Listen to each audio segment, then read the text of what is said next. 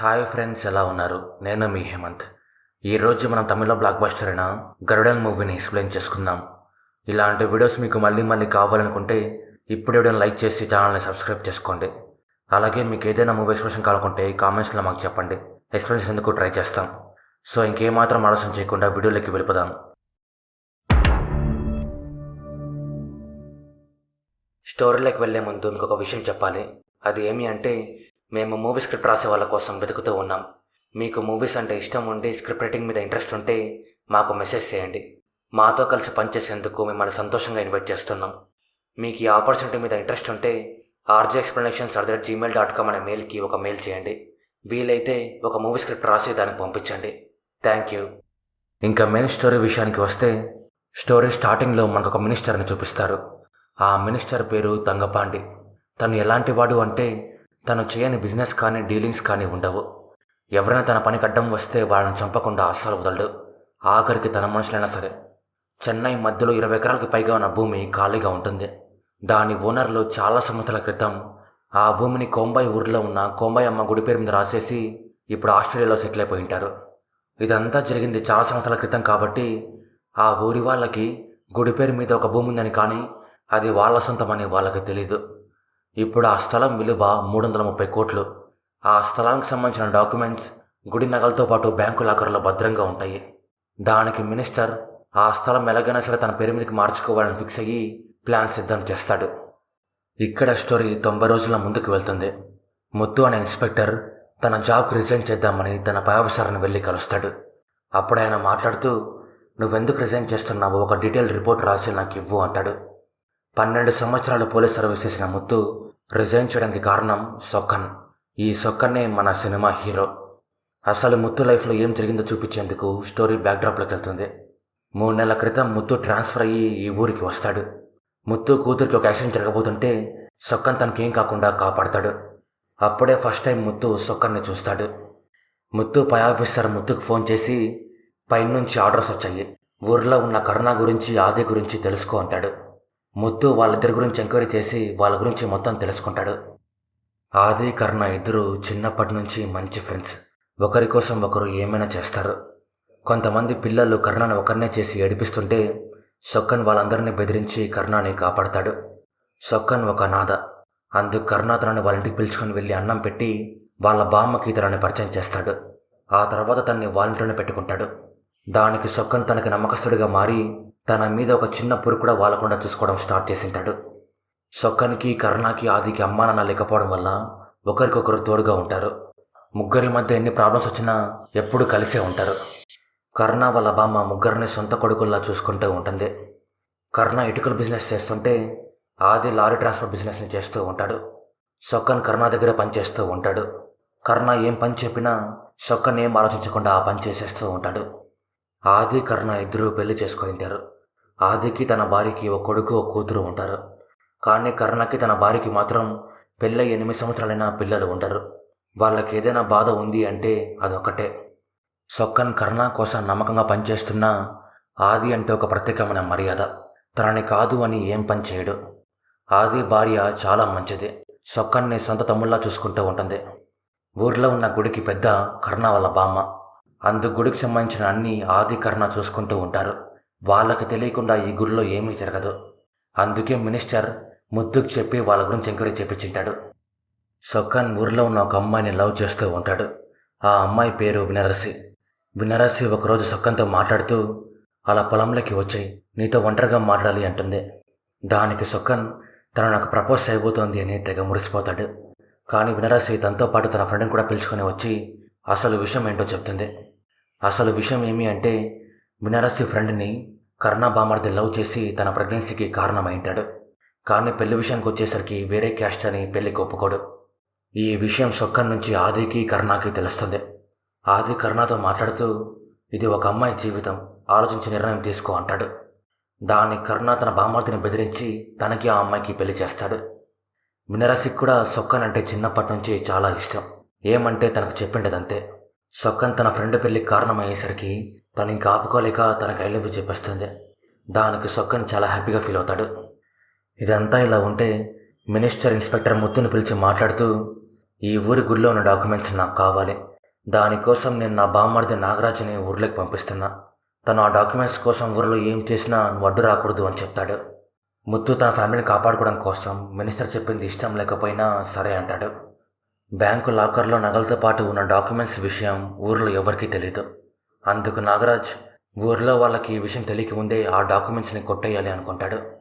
కానీ ఆ locker keys గుడి పెద్ద దగ్గర మాత్రమే ఉంటాయి. అంటే కర్ణ వాళ్ళ బామ్మ దగ్గర మాత్రమే ఉంటాయి. నాగరాజ్ వాళ్ళ నాన్న ఒకప్పుడు ఆ గుడికి పెద్దగా ఉండింటాడు. అందుకు నాగరాజ్ ఇప్పుడు కర్ణ వాళ్ళ బామ్మని చంపేస్తే ఆ పోస్టులోకి నేను వెళ్ళొచ్చు అని ఆమెను చంపే ఏర్పాట్లు చేస్తాడు. ఒకరోజు కర్ణ వాళ్ళ బామ్మ ఎందుకో బాధపడుతూ ఫుల్గా కళ్ళు తాగుతూ ఉంటుంది. సొక్కన్ తనని ఓదార్చి ఇంటికి పిలుచుకొని వెళ్తాడు. కానీ పొద్దున కల్లా తను చనిపోయి ఉంటుంది. దానికి ఆది, కర్ణ, సొక్కన్ ముగ్గురు చాలా బాధపడతారు. అందరూ తను నార్మల్గా చనిపోయింది అనుకొని తన దహన సంస్కారాలు పూర్తి చేస్తారు. పంచాయతీలో ఉన్న అందరూ కర్ణ వాళ్ళ బామ్మ ప్లేస్లో కర్ణాన్ని కూర్చోబెట్టాలి అనుకుంటారు. కానీ నాగరాజు అక్కడికి వచ్చి నేను కూడా ఆ ప్లేస్కి వారసుని అని చెప్పి ఆ పదవి కోసం ఎలక్షన్ పెట్టండి అంటాడు. దాన్ని కర్ణ నీ మీద నేను పోటీ చేయాలా అంటూ తన ప్లేస్లో సొక్కన్ నించోబెడతాడు. ఒక టైం వచ్చేసరికి సొక్కన్ గెలుస్తాడా నాగరాజు గెలుస్తాడా అన్నంత పోటీ వస్తుంది. కానీ నాగరాజ్ ఆదిని ఒక్కరిని పిలిపించి మాట్లాడుతూ మనం ఒకటే జాతి, మనిద్దరం కలిసిపోదాం అన్నట్టు మాట్లాడతాడు. కానీ ఆది నాగరాజు మాట్లాడింది ఊర్లో వాళ్ళకి చూపించి కర్ణ వాళ్ళ బామ్మ ప్లేస్ని సొక్కన్కి వచ్చేలా చేస్తాడు. ఇప్పుడు గుడి పెద్ద సొక్కన్, కానీ కర్ణ భార్యకి అది అసలు ఇష్టం ఉండదు. ఎందుకంటే ఆ గుడి పెద్దగా మన వంశంలో ఉండేవాళ్ళు మాత్రమే ఉండేవాళ్ళు. కానీ ఇప్పుడు ఒక అనాథ దానికి పెద్దయ్యాడు. ముందు మన దగ్గర డబ్బులు పలుకుబడి అన్నీ ఉండేవి, కానీ ఇప్పుడు ఏమీ లేవు అని కర్ణంతో అంటూ చాలా బాధపడుతుంది. ఇదంతా ఇలా ఉంటే గుడిలో ఉన్న అమ్మవారి నగలు ఎవరో మార్చేసి నకిలీ పెట్టింటారు. ఈ విషయం ఆది తెలుసుకొని పోలీసుల్ని పిలిపిస్తాడు. ఈ విషయం కర్ణ తెలుసుకొని గుడికి వస్తాడు. తను ఆదితో ఒంటరిగా మాట్లాడుతూ డబ్బులు అవసరం పడి నేనే వాటిని తీసుకున్నాను, కానీ టైంకి డబ్బులు సెట్ అవ్వక వాటిని వెనక్కి తీసుకొని రాలేకపోయాను అంటాడు. దానికి ఆది మాట్లాడుతూ ఈ విషయం నాకు ముందే చెప్పాల్సింది కదరా, ఇప్పుడు ఏమీ చేయలేము, నువ్వు జైలుకి వెళ్ళు, నీకోసం నేను స్టేషన్కి వస్తా అంటాడు. కర్ణ నాకు జైలుకి వెళ్ళేది ఇష్టం లేదు అని చెప్పినా ఆది తన్ని పోలీసులతో పాటు స్టేషన్కి పంపిస్తాడు. కానీ తను వెంటనే స్టేషన్కి వచ్చి తన ఆస్తి పేపర్లు మొత్తం పోలీసులకు చూపించి తనకు బెయిల్ ఇప్పించేందుకు ట్రై చేస్తాడు. కానీ ఎస్ఐ దానికి ఒప్పుకోడు. అప్పుడే కర్ణ వాళ్ళ భార్య, బామార్ది, నాగరాజ్ స్టేషన్కి వచ్చి గుడి నగలు పోలీసులకి ఇచ్చి కర్ణాన్ని విడిపిస్తారు. ఇదంతా ఇన్స్పెక్టర్ ముత్తు చూస్తున్నా ఏం మాట్లాడకుండా సైలెంట్గా ఉంటాడు. ఇక్కడే కర్ణకి ఆదికి మధ్య ఒక ప్రాబ్లం వస్తుంది. అది ఏమి అంటే తనకి జైలుకి వెళ్ళేది ఇష్టం లేదు అని చెప్పినా ఆది తనని జైలుకి పంపించి అవమానించాడు అని కర్ణ ఆది మీద కొంచెం కోపాన్ని పెంచుకుంటాడు. కర్ణ నాగరాజ్తో మాట్లాడుతూ నీకు నా నుంచి ఏదో కావాలి, అందుకే నాకు హెల్ప్ చేశావు, నీకు ఏం కావాలో చెప్పు, నీకోసం నేను ఏదైనా చేస్తా అంటాడు. దానికి నాగరాజు మాట్లాడుతూ నాకు లాకర్లో నగలతో పాటు నా డాక్యుమెంట్స్ కావాలి, అవి నాకు ఇస్తే నీకు 20 కోట్లు ఇస్తా అంటూ దీనికి ఆది అడ్డం వస్తే ఆదిని చంపేద్దామంటాడు. కర్ణ భార్య బామార్ది కర్ణతో మాట్లాడుతూ ఇంత మంచి అవకాశం మనకి మళ్ళీ రాదు, ఒప్పుకో అంటారు. దానికి కర్ణ మాట్లాడుతూ నీకు కావాల్సింది నేను ఆదికి తెలియకుండా తెచ్చిస్తా, కానీ ఆదిని చంపడం మాత్రం వద్దు అంటాడు. సొక్కన్కి ఇదంతా తెలిసినా ఆదికి చెప్పడు, ఎందుకంటే కర్ణకి నమ్మిన బంటు కాబట్టి. ఈరోజు ఊర్లో అమ్మవారి జాతర, అందుకు సొక్కన్ ఆది ఇద్దరు బ్యాంకులో ఉన్న నగలు తీసుకొని రావాలి అనుకుంటారు. కానీ ఆది బ్యాంక్కి వెళ్తే వాళ్ళు అనుకుంది జరగదు అని కర్ణ, నాగరాజ్ ఇద్దరు ఆదిని ఆపేందుకు ట్రై చేస్తారు. కానీ ఆదికి ఏదో తప్పుగా అనిపించి నగలకు తోడుగా ఉండాలి అని బ్యాంక్కి వస్తాడు. ఆది బ్యాంక్ వచ్చేసరికి సొక్కన్కి ఏం చేయాలో ఏం అర్థం కాదు. కర్ణ, బామార్ది అలాగే నాగరాజ్ ఇద్దరు బ్యాంకు నుంచి ఊరికి వచ్చే దారిలో వాళ్ళ మనుషుల్ని పెట్టింటారు. కానీ ఆది వాళ్ళెవరికి దొరకకుండా ఊరికి వచ్చి అమ్మవారికి నగలు పెట్టేందుకు బాక్స్ను ఓపెన్ చేస్తాడు. నాగరాజు మనుషులు అక్కడికి కూడా వచ్చి డాక్యుమెంట్స్ ఎత్తుకొని వెళ్ళిపోయేందుకు ట్రై చేస్తారు. ఆది వాళ్ళని కొట్టి ఆపేకి ట్రై చేస్తాడు. కానీ వాళ్ళందరూ ఆదిని పట్టుకొని చంపేకి ట్రై చేస్తుంటే సొక్కన్, కర్ణ ఇద్దరు కలిసి వాళ్ళందరిని చెత్త కొడతారు. సొక్కన్కి అమ్మవారు పొందుతుంది. అందుకు కర్ణ, బామార్ది ఆదిని చంపేకి వస్తుంటే తన చేయి నరికి ఆదిని కాపాడతాడు. ఆది ఇదంతా చేసింది కర్ణని తెలుసుకొని నీకెంత డబ్బులు కావాలో చెప్పు, నేనిస్తా, అంతేకాని ఆ మినిస్టర్తో నాగరాజ్తో కలవద్దు, వాళ్ళు మంచోళ్ళు కాదు అంటాడు. కానీ కర్ణ ఆది మాటలు వినకుండా నాకేం చేయాలో తెలుసులే అంటాడు. దానికి ఆది కూడా నేను ఆ డాక్యుమెంట్స్ మాత్రం నీకు దొరకనివ్వను అంటాడు. కర్ణ ఇంకా డాక్యుమెంట్స్ కోసం ఆదిని చంపాలని ఫిక్స్ అయ్యి సొక్కన్కి తెలిస్తే దానికి ఒప్పుకోడు అని సొక్కన్కి తెలియకుండా నాగరాజ్తో కలిసి దానికి ప్లాన్ చేస్తాడు. ఆ పని కోసమే తను నాగరాజ్తో కలిసి ఊరు బయట ఉన్న ఒక ప్లేస్కి వెళ్తాడు. సొక్కన్ కర్ణాని పిలవకుండా ఎక్కడికి వెళ్ళిపోయాడు అని తనని వెతుక్కుంటూ తనుండే ప్లేస్కి వస్తాడు. సొక్కన్ అక్కడ కొత్త మనుషులందరినీ చూసి ఇక్కడ ఏమో జరగబోతోంది అని అర్థం చేసుకుంటాడు. ఆది భార్య ఆదితో మాట్లాడుతూ ఆ స్థలం గురించి మనకేమీ తెలీదు, వచ్చే డబ్బులు తీసుకొని మన ఊరికి ఏదో ఒక మంచి పని చేయొచ్చు కదా అంటుంది. ఆదికి తన భార్య చెప్పింది నిజమే కదా అనిపించి కర్ణాకు ఫోన్ చేసి ఆ డాక్యుమెంట్స్ ఇచ్చేస్తా అంటాడు. దానికి కర్ణ ఆ డాక్యుమెంట్స్ తీసుకొని తనుండే ప్లేస్కి రమ్మంటాడు. ఆది ఆ డాక్యుమెంట్స్ తీసుకొని కర్ణ దగ్గరికి వస్తున్నప్పుడు దారి మధ్యలో ఒక అతను ఆదితో మాట్లాడుతూ ఒక వీడియోని చూపిస్తాడు. ఆది ఆ వీడియోని చూసి కర్ణ దగ్గరికి వస్తాడు. ఆది కర్ణ దగ్గరికి వచ్చినప్పుడు ఆది భార్య సొక్కన్కి ఫోన్ చేసి మాట్లాడుతూ కర్ణకి ఎంతో ఇష్టమైన కూర చేశాను, ఇంటికి వచ్చి తీసుకొని వెళ్ళు అంటుంది. ఇక్కడ ఏమో జరగబోతోంది అనే సొక్కన్కి అర్థమయ్యి వెళ్ళకూడదు అనుకుంటాడు. కానీ వెళ్ళక తప్పదు. ఆది డాక్యుమెంట్స్ ఇవ్వను అని చెప్పేసరికి నాగరాజు మనుషులందరూ ఆది మీద దాడి చేస్తారు. కర్ణ ఎంత తప్పు చేసినా ఆది తనని చంపకూడదు అనుకుంటాడు.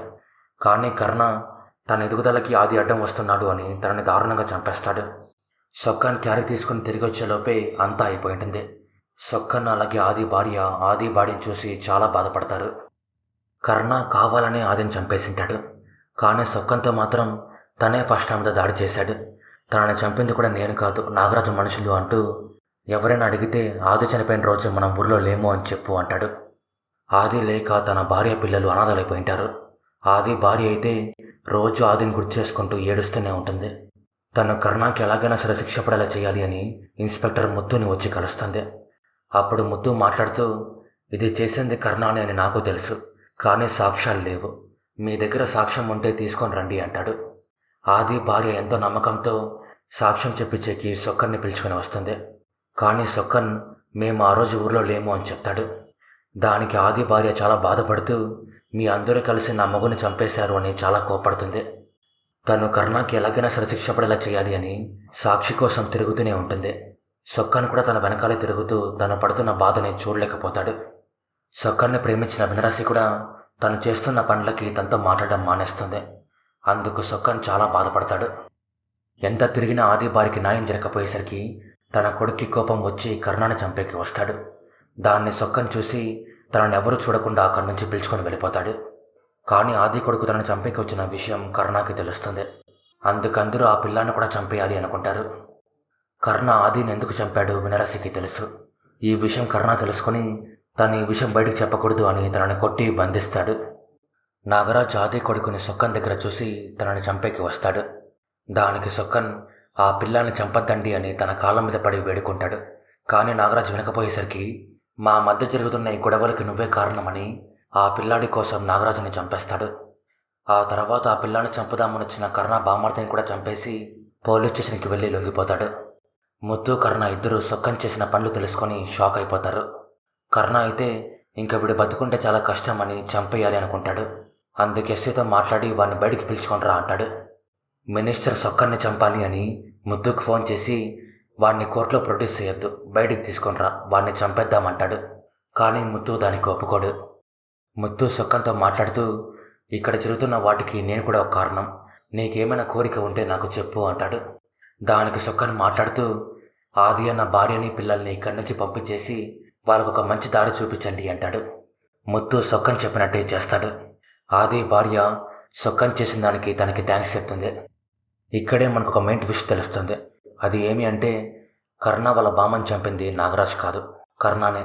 ఎందుకంటే తనకి డబ్బులు అవసరమైనప్పుడు తను వాళ్ళ బామ్మ కూడా చెప్పకుండా అమ్మవారి నగల్ని తీసుకుంటాడు. కానీ తను ఈ విషయం తెలుసుకున్నప్పుడు ఆదికి చెప్పాలి అనుకుంటుంది. అందుకే కర్ణ తనని చంపేసింటాడు. ఈ విషయం ఆదికి తను కర్ణకి డాక్యుమెంట్స్ ఇద్దామని వస్తున్నప్పుడు తెలిసింటుంది. అందుకే కర్ణ ఆదిని చంపేసి ఈ విషయం ఎవరికి తెలియకుండా చేసింటాడు. ఈ విషయాలు మొత్తం వినరసికి తెలుసు. అందుకే కర్ణ తనని కొట్టి బంధించింటాడు. స్టేషన్లో ఉన్న సొక్కన్కి ఈ విషయం తెలుస్తుంది. అందుకు తన స్టేషన్ నుంచి తప్పించుకొని కర్ణ దగ్గరికి వస్తాడు. కర్ణ వినరసిని చంపేద్దామని చూస్తుంటే సొక్కన్ తన మనుషులందరినీ కొట్టి తనని కాపాడతాడు. కానీ కర్ణని మాత్రం కొట్టాడు. కానీ కర్ణ మాత్రం సొక్కని రక్తం వచ్చేంతలా కొడతాడు. ఆది భార్య కొడుకు నిజం తెలుసుకొని అక్కడికి వస్తారు. కర్ణ తనని కొట్టినప్పుడు కూడా ఏమీ చెప్పని సొక్కన్ ఆది కొడుకుని చంపేకి వెళ్తున్నప్పుడు మాత్రం రెచ్చిపోయి కర్ణని చంపేస్తాడు. కానీ తను కరుణను చంపినందుకు తర్వాత చాలా బాధపడతాడు. ఇక్కడ సొక్కంది ఏమైనా తప్పుందా అంటే లేదు, ఎందుకంటే నమ్మకం కంటే న్యాయం చాలా గొప్పది కాబట్టి. సొక్కన్ అన్నీ ముగించేసి మినరల్స్తో ఒక నార్మల్ లైఫ్ని బతకడం స్టార్ట్ చేస్తాడు. ముద్దు కూడా సొక్కన్ మీద ఎలాంటి కేసు లేకుండా చూసుకుంటాడు, ఎందుకంటే తన కూతురిని కాపాడినందుకు. ముద్దు రిజైన్ చేద్దామని వెళ్ళినప్పుడు తన పై ఆఫీసర్ ఎందుకు రిజైన్ చేస్తున్నావో ఒక డీటెయిల్ రిపోర్ట్ రాయమంటాడు. అందుకు ముద్దు జరిగింది మొత్తం ఒక డీటెయిల్ రిపోర్ట్గా రాసి దాంట్లో మినిస్టర్ గురించి కూడా రాస్తాడు. అందుకెవరూ సొక్కన్ జోలికి వెళ్ళరు. ఇదంతా ఇలా ఉంటే డబ్బుల కోసం పాకులాడిన మినిస్టర్ ఒక రోడ్ యాక్సిడెంట్లో చనిపోతాడు. దాంతో మూవీ ఎండ్ అవుతుంది. సో ఇది ఫ్రెండ్స్ గరుడన్ మూవీ గురించి. స్టోరీ మీకు ఎలా అనిపించిందో కామెంట్స్లో మాకు చెప్పండి. అలాగే ఈ వీడియో నచ్చిందో లేదో కూడా కామెంట్స్లో మాకు చెప్పండి. అలా మీరు చెప్పడం వల్లే నాకు ఇలాంటి వీడియోస్ మళ్ళీ చేయాలో లేదో తెలుస్తుంది. సో ఈ వీడియో నచ్చిందో లేదో కామెంట్స్లో మాకు చెప్పండి. అలాగే ఇలాంటి వీడియోస్ మీకు మళ్ళీ మళ్ళీ కావాలనుకుంటే ఇప్పుడే వీడియోని లైక్ చేసి మీ ఫ్రెండ్స్తో ఫ్యామిలీతో షేర్ చేయండి. అలాగే ఇలాంటి మరెన్నో ఇంట్రెస్టింగ్ వీడియోస్ మీరు మిస్ అవ్వకూడదు అనుకుంటే ఇప్పుడే మన ఛానల్ని సబ్స్క్రైబ్ చేసుకోండి. మరో వీడియోతో మళ్ళీ కలుద్దాం. అంతవరకు బాయ్.